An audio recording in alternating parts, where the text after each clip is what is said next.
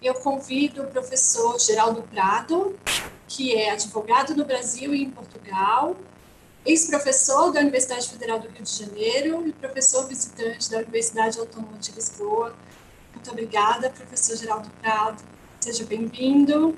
Com a palavra. Meu cordial boa tarde.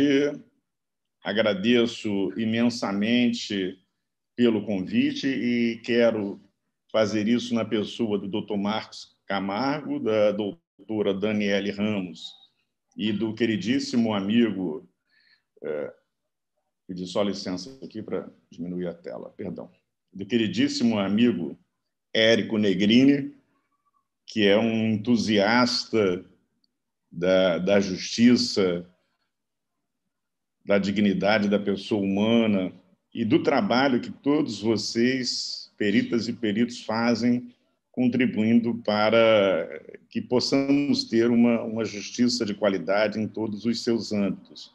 Portanto, fica aí esse meu agradecimento de coração, parabenizando pelo extraordinário encontro, com nomes de primeiríssima grandeza.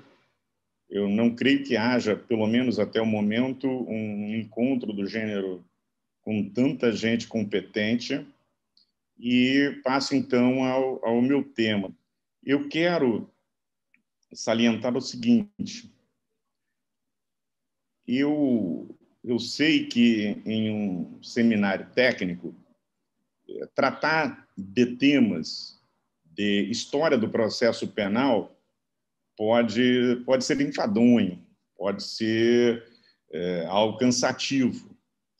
Mas, quando estamos em um momento tenso, que não é apenas um momento de reforma da legislação processual penal ou de compreensão de como funcionam novas categorias, novas ferramentas, novos instrumentos colocados à disposição dos profissionais do direito, especificamente no campo criminal, e é claro, em sendo uma novidade para a maioria dos profissionais, o ter que trabalhar com estas ferramentas aqui no Brasil, é natural que tenhamos decisões desencontradas em um primeiro momento.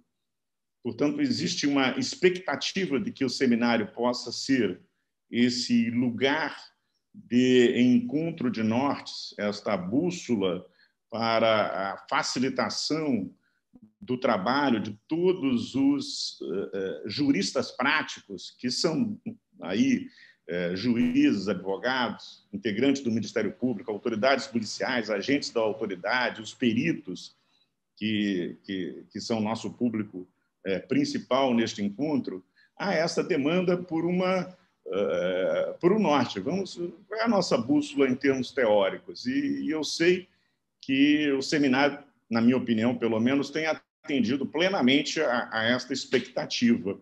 Daí que, talvez, correndo o imenso risco de frustrá-los, eu quero ler um trecho de um texto que vai fazer parte da segunda edição do meu livro sobre a cadeia de custódia da prova no processo penal, que é mais uma digressão histórica. Mas, na minha opinião, mesmo sendo uma digressão histórica, e mesmo sendo uma digressão histórica a respeito do corpo de delito, ou da verificação do corpo de delito, ou do exame de corpo de delito, ele é pertinente para nos orientar do ponto de vista político e pelo ângulo jurídico nestas discussões que estão sendo travadas agora, tanto no Congresso Nacional, relativamente à eventual aprovação do novo Código de Processo Penal, as regulações, os estatutos jurídicos da cadeia de custódia, que têm sido editados de forma fragmentada nas várias unidades da federação, ora pelo Ministério Público, ora pelas secretarias de segurança pública, secretarias de polícia civil e polícia militar, e também tentando, de alguma maneira, auxiliar as pessoas que estão trabalhando, que estão no front, que estão lá na investigação criminal, que estão nos processos em andamento, sobre esses fundamentos. Afinal de contas, como chegamos aqui e qual será o melhor caminho? Então, esse texto eu escrevi para vocês, esse trecho que eu vou ler agora, e vou incorporá-lo à segunda edição do livro da Cadeia de Custódia, porque eu penso que uma reflexão sobre o corpo de delito é uma premissa para o melhor entendimento possível sobre a cadeia de custódia. Eu vou ler aqui 2 parágrafos que aparentemente nada tem a ver com o resto do texto. O texto tem 13 páginas no seu total. Eu lerei aqui 2 parágrafos que são específicos da cadeia de custódia. Talvez vocês só me ouçam falar da cadeia de custódia, se for o caso, se tiverem alguma pergunta, na fase de perguntas. Vamos lá, então. A cadeia de custódia da prova consiste em método por meio do qual se pretende preservar a integridade do elemento probatório e assegurar sua autenticidade em contexto de investigação e processo. A violação da cadeia de custódia implica a impossibilidade de valoração da prova, configurando seu exame de verificação da cadeia de custódia um dos objetos do juízo de admissibilidade do meio de prova ou do meio de obtenção de prova, conforme o caso. As consequências jurídicas da quebra da cadeia de custódia não se submetem a juízo de peso probatório, sequer de relevância da prova. Não é diferente quando a análise envolve chamadas provas digitais, que eu sei que é um tema que interessa muito a todos nós, especialmente ao público que carinhosamente nos assiste. O tema da cadeia de custódia da prova digital, todavia, é bem ilustrativo da interseção entre conceitos consagrados há séculos no direito processual penal de matriz continental europeia e novos conceitos e noções que resultam da vida biodigital do nosso tempo.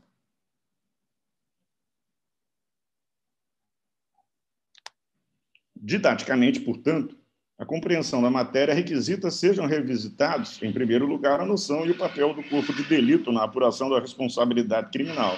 E, depois disso, a especificidade que caracteriza a prova digital tecnológica, ou e-evidence, como é conhecida.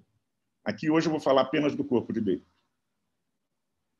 O estudo da prova, no âmbito do direito processual penal da tradição ocidental, forjada no contexto histórico da matriz do direito continental europeu, pode ser dividida em 2 grandes fases, cuja fronteira é estabelecida pela percepção da crescente influência multidisciplinar que as investigações contemporâneas sobre epistemologia exercem sobre o tema. Como tive a oportunidade de destacar isso na primeira edição do livro da Cadeia de Custódia, como tive a oportunidade de destacar, ao menos em tese, e sem que isso signifique rigorosa segmentação cronológica de ideias e práticas no mundo da vida, mas apenas constatação do predomínio de determinadas estruturas ideológicas condicionantes da cosmovisão sobre a prova, a persistente tradição ontológica, herdeira da concepção aristotélico-tomista sobre a verdade e seu conhecimento, confronta-se com as visões racionalista e empirista sobre o próprio conhecimento. Nesses termos, é que, em geral, é travado o debate contemporâneo sobre a prova. Há méritos inequívocos nisso, sem dúvida alguma, porque a preocupação dos que voltam os olhos ao assunto percorre uma longa estrada que incorpora desde a estratégia analítica de estabelecimento e definição das categorias relevantes, por exemplo, estándares de prova e fiabilidade probatória, até a clara assunção de objetivos políticos em conformidade com o Estado de Direito.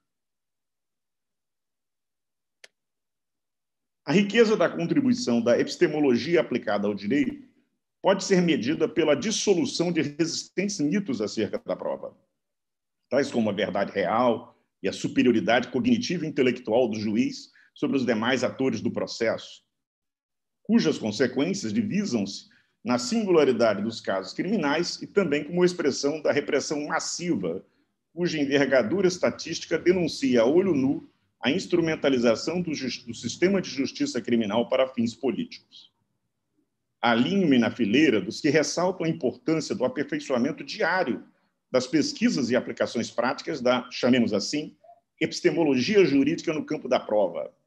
E reconheço como válida a asserção de Luigi Ferraioli de que a legitimidade da punição no Estado de Direito está condicionada ao valor de verdade que a sentença criminal expressa, em um contexto processual específico e bem delimitado, orientado por regras de respeito à dignidade da pessoa humana que restringem a busca da verdade. Relativamente às virtudes metodológicas e à sua bondade política, é inequívoco, partindo do consenso alargado, que o estudo da prova penal não pode mais prescindir das contribuições da epistemologia. Tampouco pode seguir refém do velho mundo das convicções íntimas e superiores dos julgadores. Apesar disso, e creio que este apesar é a nota distintiva das teorias sobre a prova e o processo penal, marcadamente entre os dois hemisférios, na atualidade também é tarefa do processualista penal ampliar em muito maior perímetro o horizonte da reflexão teórica. É imprescindível que o processualista penal, especialmente o latino-americano, especialmente nós, incorpore a tensão política que, em concreto, conforme as estruturas ideológicas e a real distribuição de poder na sociedade, impõe determinadas práticas organizadas de arbitramento de castigo, de acordo com as formas com que estas práticas se apresentam no mundo real, disputando legitimidade. Recorrer à história é, sob vários aspectos, uma atitude virtuosa. Pessoalmente, oferece uma dose grande de humildade ao pesquisador, evitando a tentação de que se está a descobrir o novo mundo da prova, a revelar todo um continente real que, por força da superstição, passou séculos ignorado por gente tão genial quanto Aristóteles, Platão, Aquino. Às vezes, corremos o risco de nos deparar com isso, né? O benefício pessoal não é maior, no entanto, que aquele de que podem vir a desfrutar os estratos sociais historicamente constituídos alvos da persecução penal. A perspectiva, neste caso, ultrapassa a importante e generosa contribuição da pesquisa sobre as injustiças epistêmicas, para assentar na ideia de que determinados objetivos latentes do funcionamento do sistema penal, em contradição com suas declaradas funções, não resultam de erros de procedimento, erros de avaliação e valoração da prova, em suma, de distorções que podem ser corrigidas pela aplicação da melhor técnica, por exemplo, da melhor técnica de coleta, preservação e análise de elementos para o exame de DNA. Essa passagem que eu acabei de ler, ela é fundamental para demarcar uma diferença entre uma perspectiva teórica da epistemologia aplicada à prova em países, em sociedades semiperiféricas e até mesmo nas sociedades centrais, no tocante aos grupos prioritariamente alvejados pela polícia como suspeitos da prática de crimes, alvo do sistema de justiça criminal, do sistema penitenciário, e uma visão mais, digamos, asséptica do funcionamento do sistema de justiça, em que há seus agentes epistêmicos, que ali estão trabalhando, alguns mais bem preparados, outros menos bem preparados, alguns bem intencionados, outros mal intencionados, e a injustiça de determinadas condenações, ou até mesmo a injustiça de determinadas absolvições, ela resulta da falta de domínio dessa técnica, da falta de conhecimento ou de habilidade para manejar as provas, os meios de prova, conforme critérios epistêmicos hoje generalizados, universalmente consensualizados. Essa é uma visão que eu não compartilho. Eu entendo que temos que, sim, melhorar muito a qualidade da nossa atividade de produção de informações que irão ser empregadas no âmbito da investigação criminal e do processo penal. É uma tarefa epistêmica importantíssima, mas não é a única tarefa epistêmica. Há algo, além disso, muito mais grave, que não se corrige pela mera qualificação dos instrumentos epistêmicos. Então, eu sigo aqui. Trata-se de fins, de fato, perseguidos politicamente pelos sistemas penais, sendo desnecessário salientar o quanto contradizem a noção de democracia inclusiva, respeitosa das diferenças, inimiga das desigualdades, que perseguimos incessantemente no presente século e como fizemos também no anterior. Afinal, os nazistas prezavam igualmente o aperfeiçoamento do modelo processual que lhes permitisse determinar a verdade dos fatos e assim tornar mais eficiente o funcionamento de sua justiça penal. Então, a questão da eficiência ou da qualidade, ela não pode prescindir de um posicionamento político a respeito de eficiência para quê, eficiência para quem. Eugênio Raul Zaffaroni propõe e endossa suas premissas que a orientação criminológica crítica seja também uma condicionante da teorização no campo criminal, ao qual, por evidente, está incorporado o processo penal. Sublinha o professor argentino que o criminólogo crítico deve se centrar no efetivo funcionamento do aparelho punitivo e em suas consequências, a autonomização policial, a funcionalidade do poder, e eu aqui estou citando Zaffaroni literalmente, a formação das máfias. Quando Zaffaroni menciona aqui formação das máfias, ele não está se referindo a organizações criminosas, mas ele está se referindo a setores das organizações burocráticas que desviam a aplicação da lei penal para um campo de perseguição política.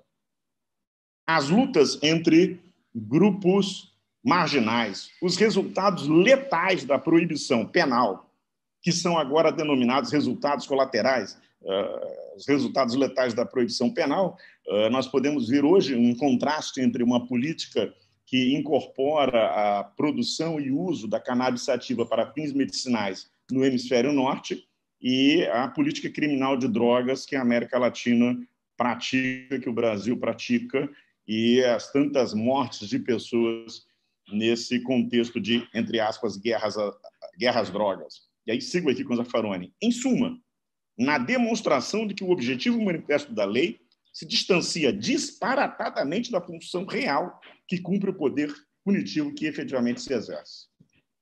E aí vem algo interessante.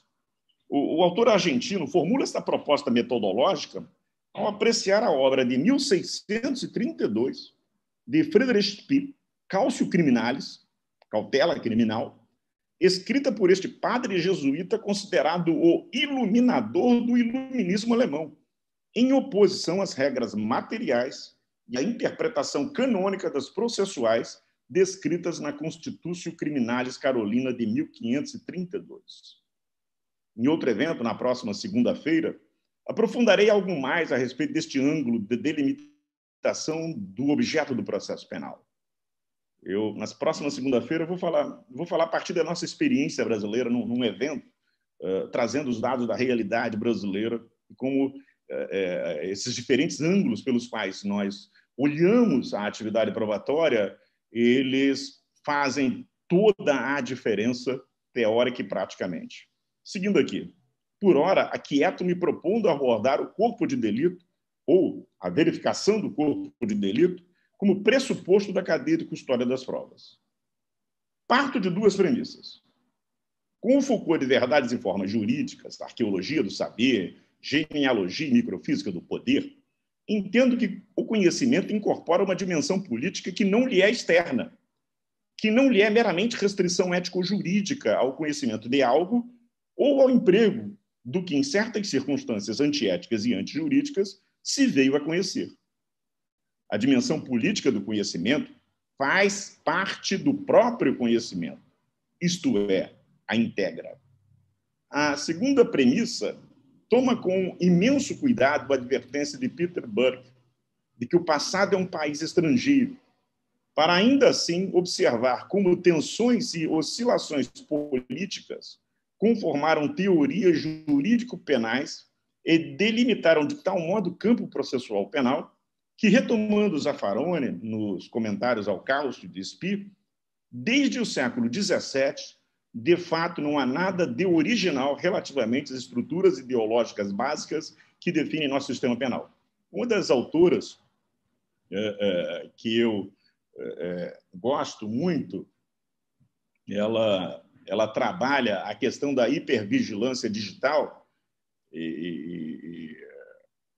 Zuboff, e traz ali, nas suas obras, mas especialmente uma delas, que é especificamente focada nessa ideia geral, ela traz uma série de dados e lida com argumentos que, se nós abstrairmos o fato de que estamos empregando uma tecnologia altamente sofisticada de inteligência artificial e gestão massiva de dados, tranquilamente pode migrar para os vários momentos de controle massivo de pessoas pelo sistema penal que nós conhecemos, especialmente a partir da história europeia do século V da nossa era.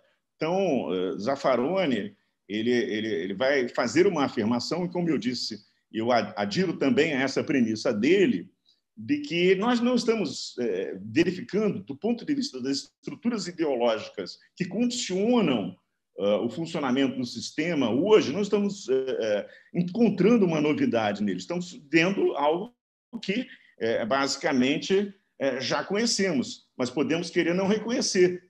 Podemos querer não reconhecer o atentado que, numa ação policial, elimina a vida de 28 pessoas. Podemos não querer enxergar ali algo que a história já nos mostra em tantos e tantos episódios. Sigo aqui. Começo pelo fim. Começar pelo fim é começar pelo século XVII, assumindo como pressuposto a tese do jurista italiano Renzo Orlandi de que o constare de delito, ou seja, o constatar o corpus delicti, cumpre uma função essencialmente política de limitação do arbítrio dos juízes no processo inquisitório europeu. Para chegar a esta conclusão, é imprescindível estar armado com as ferramentas teóricas que possibilitem identificar, desde o período do direito romano clássico, os vínculos entre o iura nocte curia e o corpus delicti, na linha da cisão que os romanos já estabeleciam entre a quaestio facti e a quaestio iuris. E isso é interessante porque nós estamos falando aqui de verificação do corpo de delito, de afirmação da existência de um fato que pode ou não constituir uma infração penal, de constatação da existência deste fato a partir do exame dos seus traços e vestígios, mas, pelo menos, aqueles que são especificamente do direito, aqueles que são da área jurídica e que são processualistas penais, não podem desligar estas técnicas de outras técnicas que integram o próprio sistema de arbitramento de responsabilidade criminal, porque elas estão efetivamente relacionadas. O iura nocte curia é o juiz conhece o direito. E o que significa isso? Significa que, se você tem um processo e a acusação ela se apresenta de uma determinada maneira, ela imputa ao acusado um fato com características, com circunstâncias, com elementares XYZ, e o juiz, ao final, ele chega à conclusão de que aquele acusado ele é culpado, mas não da prática daquele crime, e sim da prática de um outro crime que pode ser extraído do mesmo conjunto de elementos que aparecem neste contexto de imputação do acusador. O juiz se liberta desta imputação e decide a causa e condena o acusado. O iura nocte curia é muito antigo, ele remonta ao direito romano, e eu aqui explico um pouquinho essa história, mas, principalmente, o que eu quero alertar é que essa liberdade de julgamento do juiz, que vai ser convenientemente associada à própria ideia do livre convencimento e da íntima convicção, ela é uma fonte de poder extraordinário para o juiz que precisa ser controlada. E o corpus delicti, ou a exigência do exame de corpo de delito, é um tanto um freio que, em todos os sistemas políticos, deve haver entre sujeitos que exercem o poder e o objeto do exercício desse poder. É necessário que de alguma maneira, as sociedades elas tentem controlar esse exercício para que ele não resulte em arbitrariedade. Sabemos que esse controle é muito difícil. Jonathan Bregantic, professor da Universidade de Buenos Aires,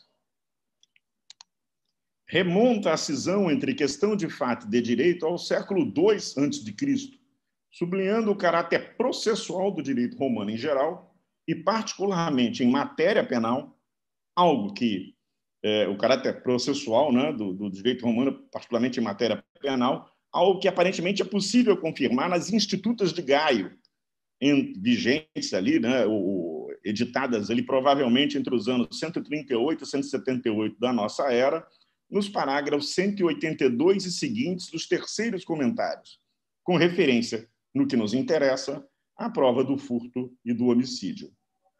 Maria José Falcone Pella, ao analisar o tema da jurisprudência nos direitos romano, anglo-saxão e continental, e quando ela fala continental, naturalmente é o europeu, também acentuará tratar-se o direito romano de um direito processual, baseado na ação.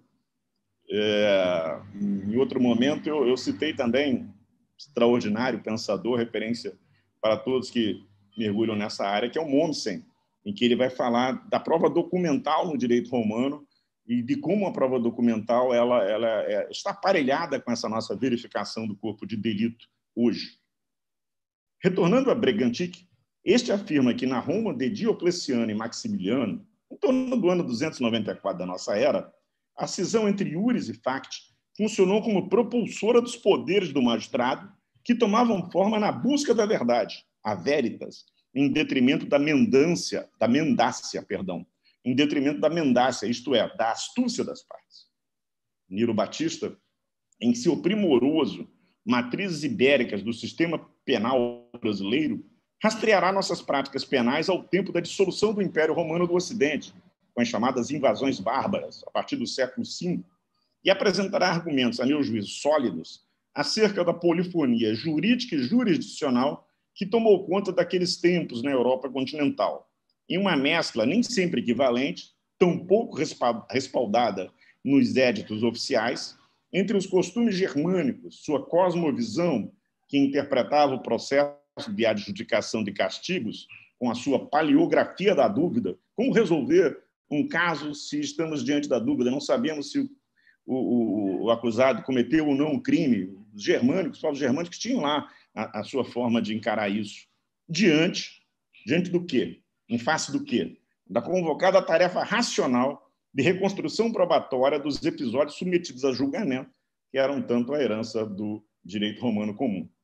Assim como Perry Anderson, Nilo adverte para os riscos de considerar fontes tão remotas, fragmentárias e frágeis, oriundas de um mundo mais oralizado que escriturado, apesar do que, com sua verve literária, Nilo é fantástico escritor, destacará que no campo penal a verdade das lendas é frequentemente mais esclarecedora que as lendas da verdade.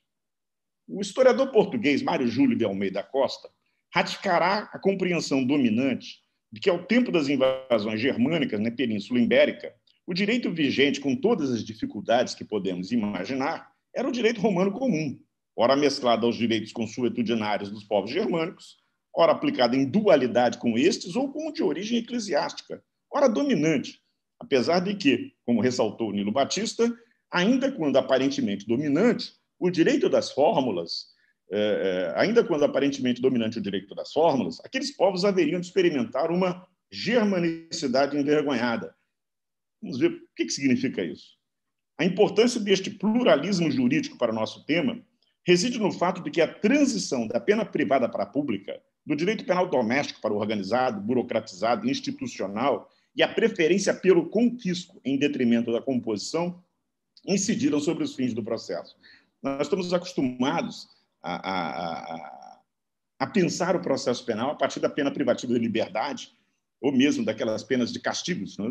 E a pena de morte, e somos pouco estimulados a pensar no elemento econômico, na instrumentalização econômica do processo penal, apesar de hoje especialmente quem atua na esfera federal, como a maioria de vocês, está diante de processos cuja repercussão econômica, processos criminais, cuja repercussão econômica é evidente. No âmbito do direito inglês, há muito tempo estudos, desde esse mesmo período, séculos XIII, XIV, XV, sobre o confisco, a funcionalidade do processo criminal como instrumento de fortalecimento da economia dos senhores feudais, dos reis, etc., dos governos, e nós chegamos hoje ao GAFI, chegamos hoje ao CDE, e isso aparece entre nós por meio dessa fórmula que está se vulgarizando, que é o confisco de bens sem sentença condenatória, fruto de tratados internacionais relacionados à criminalidade econômica, financeira, corrupção, criminalidade de mercado e etc. Então, vejam bem como há uma ligação entre as coisas, como essa atenção que eu proponho que nós tenhamos para esse lastro histórico e aquela falta de originalidade que Zaffaroni menciona, isso percebido por nós pode nos ajudar a entender um funcionamento real do sistema de justiça, e a partir do momento em que eu entendo como ele de fato funciona e não como dizem que ele funciona, eu posso intervir nele para melhorá-lo. Seguindo aqui, as formas de composição adotadas pelos vários povos germânicos, diante do que hoje definimos como crime, prestigiavam que poderíamos, com alguma concessão conceitual, denominar de processo de partes, enquanto o confisco dependia da condenação criminal, que não poderia ficar à mercê da iniciativa da vítima, de seus familiares ou membros do clã. A persecução de ofício que os romanos praticaram, por este ângulo, era sem dúvida mais eficiente que o processo acusatório dos povos germânicos, apoiada que estava, a princípio, no livre convencimento. E aqui eu cito uma passagem de Gaio. O apogeu deste instante conciliatório entre teoria e prática inquisitoriais tem início com a criação da Universidade de Bolonha, que no ano 1200, da nossa era, naturalmente, tinha em seus cursos de direito cerca de 1.000 juristas, provenientes de toda a Europa, período, sendo a Faculdade de Bolonha, período e lotes de fundação da ciência jurídica ocidental. Embora todos tenhamos alguma noção a respeito do poder dos inquisidores nas várias inquisições que coexistiram na Europa daquele tempo, poderes que remontavam à cisão entre fato e direito nas institutas de Gaio e no digesto de Justiniano, o que se vai observar coincidentemente com a especulação teórica de Foucault, já mencionada, é que os avanços no sentido da acumulação de poder, mesmo em Roma, eram objeto de tentativa de contenção a partir do direito, como a exigência do flagrante, no flagrante manifesto, no furto, lá nas institutas de Gaio, e o corpo de delito, a verificação do corpo de delito no homicídio, também lá nas institutas de Gaio, neste caso, extraído do tratamento atribuído à causalidade. Alberto Gargani, em monografia excepcional sobre o corpo de delito, chamará atenção para que, no século XVI, o discurso dos glosadores e práticos sobre a verificação do corpus delicti, com pressuposto processual necessário à investigação da autoria de um crime, recorria ao Senatus Consultum Silaniano sobre o uso da tortura. Senatus Consultum Silaniano, que é do ano 10 da nossa era. A mencionada regra fora comentada por Ulpiano como divisor entre o perfil objetivo direto do fato, cuja existência deveria ser pesquisada previamente, sob condição de se tornar nula toda e qualquer ação contra o acusado, incluindo tortura e condenação, e o perfil subjetivo da pesquisa sobre a autoria.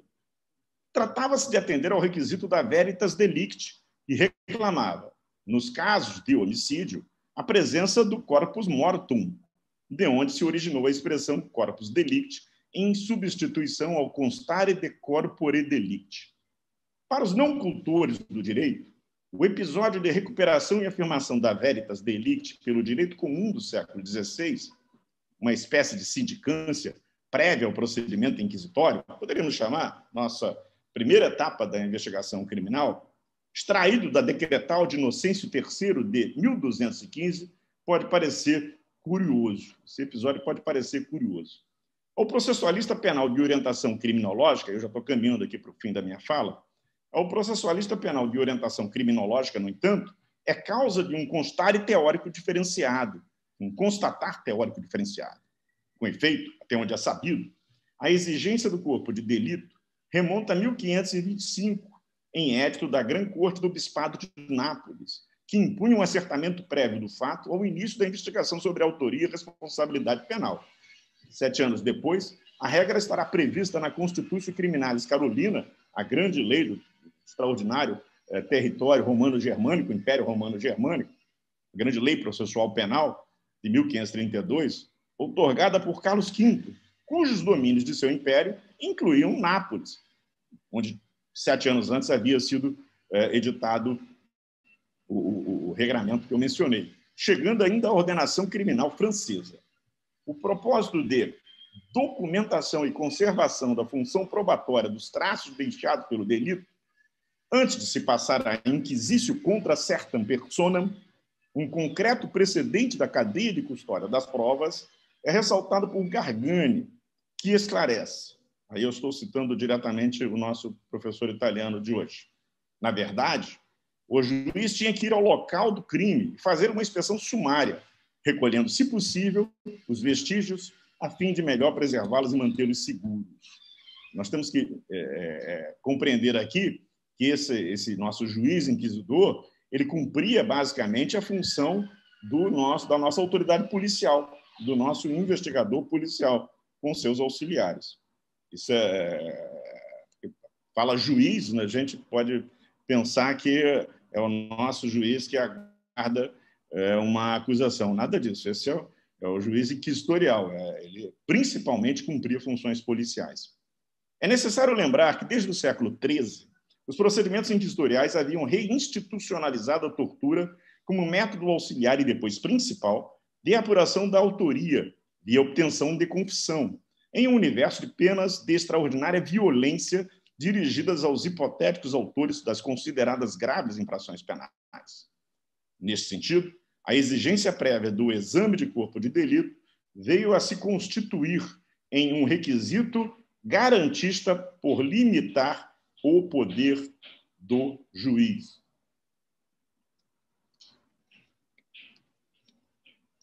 Estudando a tortura e o processo penal da Península Ibérica entre os séculos XVI e XVIII, Ana Lúcia Sabadell sublinha que, e aqui eu cito a professora Sabadell, professora titular da Faculdade de Direito da Universidade Federal do Rio de Janeiro, a constatação judicial de que foi cometido um delito constitui um pressuposto necessário para que se possa investigar e descobrir o possível delinquente.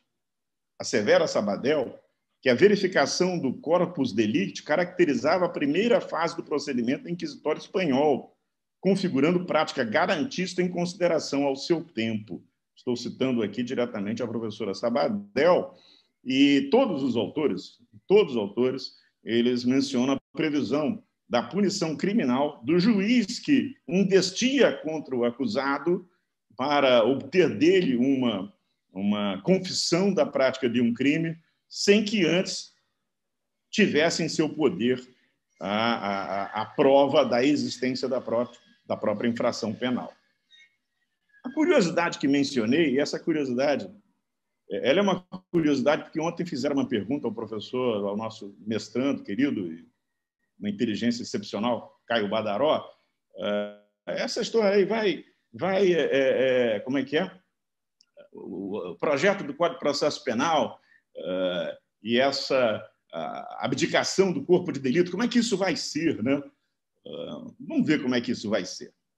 A curiosidade que mencionei tem a ver, por um lado, com a dinâmica de extraordinária acumulação de poder penal, que tendencialmente caracteriza todos os sistemas penais, mas é mais evidente no modelo inquisitório, e o freio garantista que remonta à opinião do Papa Inocêncio III, em 1214, um ano antes do Concílio de Latrão. Opinião que fundamentou a verificação do corpo de delito com inspeção pessoal do juiz ou de alguém por delegação dele. E, mais interessante, recurso à perícia médica, em tempo em que a prática médica era terminantemente, em que a prática médica eram terminantemente vedadas determinadas ações sobre a anatomia do paciente e do cadáver, Quer dizer, só 300 anos depois é que nós temos um avanço na medicina com o fim das barreiras preconceituosas que haviam ao acesso dos médicos ao corpo humano. Mas, ainda assim, Inocêncio III ele se preocupou em estabelecer essa exigência e, claramente, entre os requisitos, colocar ali a questão de uma opinião médica. Afinal de contas, se a pessoa morreu vítima de uma possível ação causada por terceiro, ou essa morte é natural? O episódio que marcará essa inflexão, que a partir daí deflagrará um processo de expansão da verificação do corpus delicti, do corpo de delito, do corpus delicti, como pressuposto processual para uma acusação penal, já na decretal de 1215, dali até os nossos dias, está na reconhecida àquele tempo necessidade de proteger os párocos contra acusações que poderiam ser levianas. Já que todo mundo poderia delatar, né? A delatio era uma possibilidade, era estimulada, era incentivada. Havia inquisidores que cumpriam uma função de juízes de fora, percorrendo determinados territórios em busca de denúncias de pessoas a respeito de outras que poderiam ter praticado crime. Era um sistema de controle social muito rigoroso, muito rígido, muito fortemente ideológico, já que o clima era esse. Também os padres poderiam se ver numa situação de acusação. Também aqueles que dominavam, também os inquisidores, também aqueles que dominavam, que estavam do lado que segura o chicote, poderiam se ver numa situação em que iam ser deslocados para o lado que recebe o açoite, que recebe a chicotada. Então, o que faz Inocêncio III em 1214 e depois consagra na decretal de 1215? Tá? Ele diz, olha, temos que proteger os párocos contra acusações que poderiam ser levianas. Ressalta Gargani que provavelmente coube o antigo processo eclesiástico a primazia de prever uma, abro aspas, verificação preliminar da acusação, fecho aspas, a cargo do superior espiritual, de sorte a, abro aspas, impedir que o exercício espiritual fosse desonrado em virtude da denúncia de um leigo, fecho aspas. E por que isso é importante? Tem uma relação não apenas com a pergunta endereçada ao Dr. Caio ontem, como a discussões recentes entre nós, afinal de contas, a presunção de inocência permite ou não permite a prisão de alguém depois da confirmação da condenação no julgamento de uma apelação, ou exige um trânsito em julgado que deve ser considerado mais amplamente a partir do esgotamento das vias recursais, incluindo aí recurso especial, recurso extraordinário. Logo na sequência daquele julgamento famoso do Supremo Tribunal Federal em processo habeas corpus, da relatoria do ministro Teori Zavascki, em que o Supremo muda o entendimento sobre a extensão da presunção de inocência, reconhecida em 2009, em outro julgamento do próprio Supremo, da relatoria, o voto condutor daquela decisão era da relatoria do ministro Eros Grau. Logo na sequência desse julgamento, que foi esse julgamento do processo da relatoria do ministro Teori, ele acontece de uma maneira pouco discutida, não se sabia, poucos sabiam que um tema tão relevante ia ser alvo de uma decisão do Tribunal Pleno, do Supremo Tribunal Federal, com as consequências que efetivamente teve, incluindo aí aquelas de natureza política. Logo em seguida, aquela decisão que pegou de surpresa grande parte da comunidade jurídica, alguns advogados mais antigos, liderados por Nilo Batista e Alberto Silva Franco, eles enviaram uma carta, eles tornaram pública uma carta aos jovens juristas brasileiros, dizendo o seguinte: não se preocupem, esse posicionamento será revisto. Posicionamentos draconianos são revistos em várias circunstâncias. Uma delas, quando se percebe que atingem determinados setores mais sensíveis das classes mais protegidas. E foi exatamente isso que aconteceu em 1214, quando se viram às voltas com a possibilidade da Inquisição ser tão tormentosa para os inquisidores quanto era para os acusados. Então, essa é uma lição. Eu não me preocupo se o corpo de delito, o exame de corpo de delito, vai estar ou não no futuro Código de Processo Penal, porque vai acabar voltando, se não estiver. A exigência dele vai voltar na hora em que o sofrimento ele dissera às pessoas mais do que a inteligência já deveria ter mostrado. Seguindo aqui, caminhando para o fim. Última página. Sem embargo das fontes já mencionadas do processo penal brasileiro, merecendo referência à sugestão de leitura do processo penal, evolução histórica e fontes legislativas do querido e falecido professor José Henrique Pierangeli, é imprescindível colocar em relevo a influência que a legislação brasileira receberá do direito italiano no século XIX.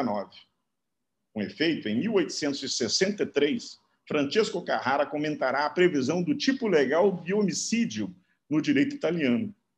As lições de Carrara acerca da imprescindibilidade da verificação do corpo de delito, da importância e essencialidade das perícias, do destaque compreensível àquela época a respeito da relevância da perícia médica, hoje tenho certeza que Carrara falaria da relevância de um número extraordinário de perícias, especialmente nesse universo, né, de provas digitais, com a exclusão da confissão como sucedâneo da prova do corpo de delito, são poderosos argumentos, ainda hoje válidos, para, na dicção do mestre peninsular, obviarmos abro aspas, será uma expressão usada por Carrara, assassinato judicial, fecho aspas.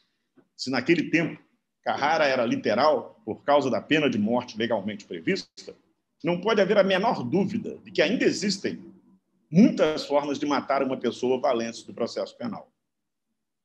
Em tempos autoritários, a reação garantista quase sempre é um misto de lucidez e coragem.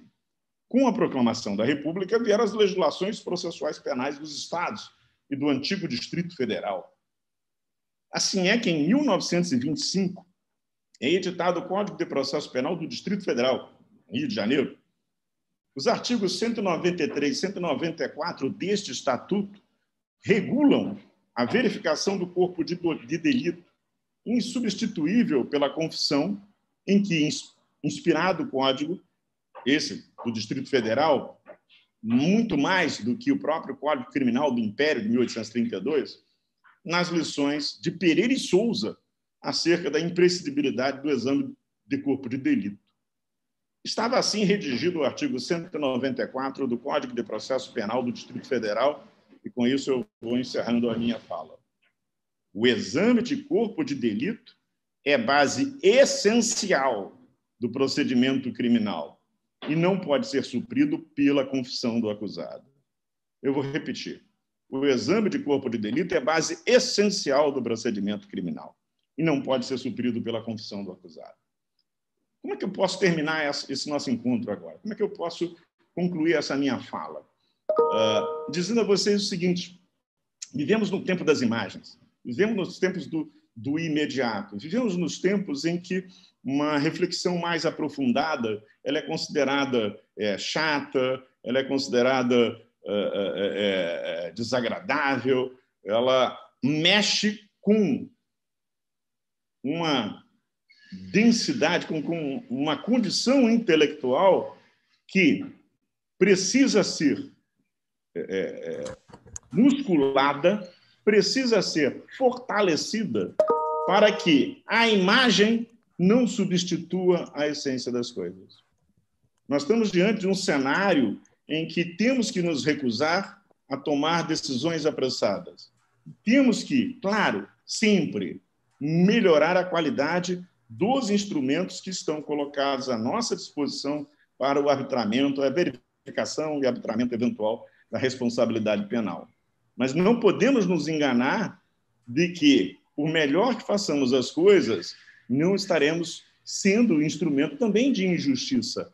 Não porque erramos, não porque somos humanos e podemos errar, mas porque acertamos. E aí, essa reflexão ela se coloca como absolutamente essencial.